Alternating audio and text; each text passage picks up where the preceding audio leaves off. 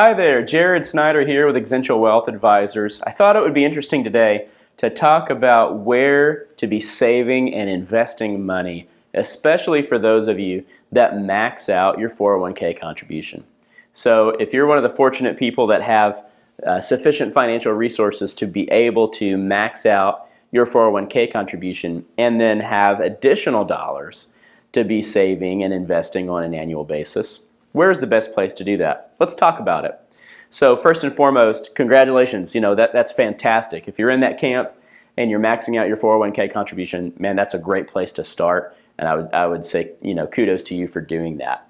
Something to consider as that next source of saving and investing is something called a Roth IRA. A Roth IRA is a type of retirement account, and you're able to make a Roth IRA contribution on an after-tax basis, meaning you're using dollars that you get taxed on now. So there's no upfront tax benefit to making that Roth contribution. You're limited to $6,000 a year in contribution, and you can do that for yourself. And then, if you have a spouse, you're able to make a contribution for your spouse, even if your spouse isn't working, as long as you both, or as long as you as the worker, you have the earned income of at least the amount of those contributions, which I think it's a given you would if you've already maxed out your 401k contribution. You can make those contributions on a Roth basis for you and your spouse. The dollars go in after tax, so there's no upfront tax benefit, but all of the investment growth on those dollars is actually tax-free when you withdraw those dollars one day in retirement at age 59 and a half or older. So that's a really great tool to be using for that long-term saving and investing, especially once you've maxed out your 401k contribution. Something to keep in mind is the income limits on being able to make a Roth contribution. So whenever you look at your modified adjusted gross income, if you're single, you can make a Roth contribution as long as your modified adjusted gross income for 2021 is between $125,000 and $140,000. As long as you're not over that range. If you're under it, you're totally fine. If you're in that range, the IRS will start prorating the amount of contribution that you can make. If you're at $140,000 or more, you can't make a Roth contribution in that normal sense. We'll talk about a little trick, though, to potentially be able to do it even if you're over that $140,000 level. Married filing jointly, if you're making up to $198,000, married filing jointly, you can make a Roth contribution. If you're between $198,000 and $208,000 in modified adjusted gross income, then you can make a contribution, but it is prorated down, and you can make less and less and less until you hit that $208,000 magic number, and that's where the IRS says no more, you can't make any more Roth contribution. There is a way of getting dollars into a Roth contribution. It's called a backdoor Roth. You may have heard of it. If you Google that term, backdoor Roth, there are a lot of different resources out there available to learn more about backdoor Roths. We'll talk about it here, so you already have the information. If you are sitting there and you have your 401k and you've made those contributions, if you don't have an IRA account that is separate from your 401k, if you've kept all your pre-tax dollars inside company-sponsored 401k style plans, then using a backdoor Roth can actually make a lot of sense. If you have those IRA accounts, outside of a 401k plan, I'm not going to get into the weeds of why, but it doesn't make a lot of tax sense for you to use a backdoor Roth. Long story short, you've got to do this, what I'm about to describe, on a pro rata basis, and it wouldn't make tax sense to do it if you have IRA dollars. But if everything that you've contributed into your retirement plans is in that 401k plan, then you can do what's called a backdoor Roth contribution. So step one is you make that $6,000 contribution. If you're 50 or over, you can add $1,000 to that, so a $7,000 IRA contribution.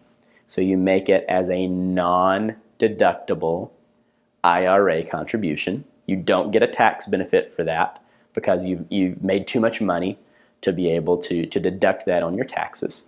That's okay. That's actually exactly what we want to have happen, because that's step one, make that non-deductible IRA contribution. Step two is to establish that Roth account, open a Roth account. It's not going to have any money in it yet. That's what we're about to do in step three. Step three is to convert that original contribution, that $6,000 or $7,000 contribution that you made into your IRA. You convert that from IRA into Roth dollars.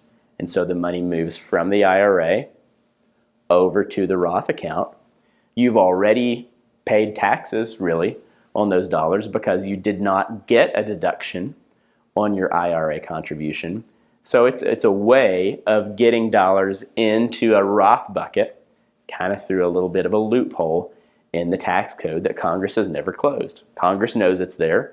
It's very well known that people do this strategy. Congress has never closed the loophole. As long as it's there, it's something that's available for you to consider. Now keep in mind, whenever you make your IRA contribution, if you decide to invest those dollars in the IRA, and you see some growth, and then you go to convert that IRA contribution, and you go to convert the Roth, to convert the growth on that IRA contribution over to the Roth, you will pay tax on the growth that you experienced on that IRA. So it's why I generally recommend just keeping that IRA, that $6,000 or $7,000 contribution, keep it in cash until you get your Roth opened, and then you do the conversion.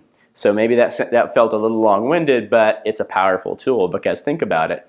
If you're saving $19,000, $20,000, or then you get the catch up at 50 and beyond, you're saving $25,000, $26,000 into your 401k. Perhaps you're doing that for your spouse, and then you're getting another $12,000 to $14,000 a year in retirement savings, and you're doing that on a really tax-favored basis, meaning you're getting that tax-free growth on those Roth dollars. That's really powerful.